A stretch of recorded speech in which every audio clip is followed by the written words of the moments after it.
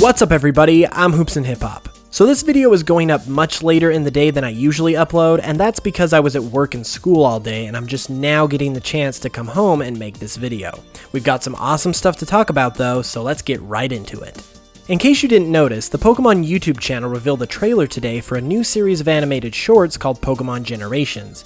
These are going to be 3 to 5 minute shorts made in the Pokémon Origins style that highlight and shed new light on the best moments of the various main series Pokémon games. Now it's important to note that this is being done in the Pokémon Origins style, because not only is the animation the same, but it also appears to be directly based on the video games because it will be highlighting quote-unquote the best moments in Pokémon. The other big thing here is that the trailer also tells us that certain events will be shown in a new light, and that new details of those events will be revealed. This is where our main man Red comes in, because in the trailer we see him in two very interesting shots. The first is a shot of him confronting complete Zygarde, and the second is him riding in a minecart being chased by a Noivern. If we put these two shots together, it's pretty clear that Red is facing off against Zygarde in Terminus Cave, because the next shot with him in the mining cart is clearly Terminus Cave, due to the mining cart, the presence of a Noivern, and obviously that is where Zygarde can be found in X and Y.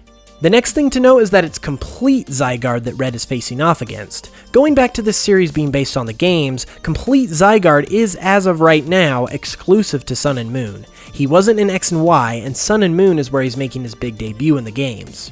So with these three factors, Red being in Kalos confronting Zygarde, Zygarde being in its complete form, and this series being based on the games, I think this increases the likelihood of at least one of two scenarios.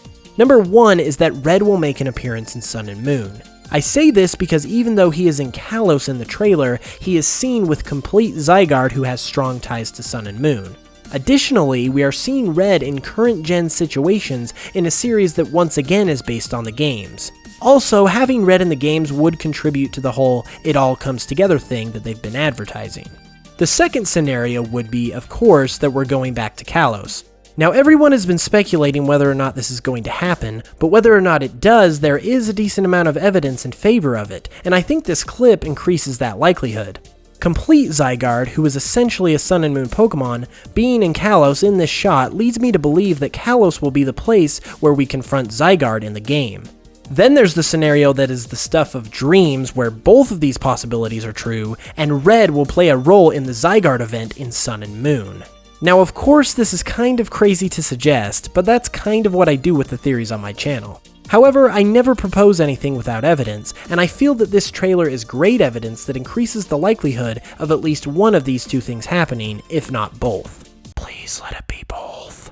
They could also just be adding extra story elements for the purpose of the anime adaptation, but with how closely Origins followed Red and Blue, I feel that these two clips could be a hint at what's to come in Sun and Moon.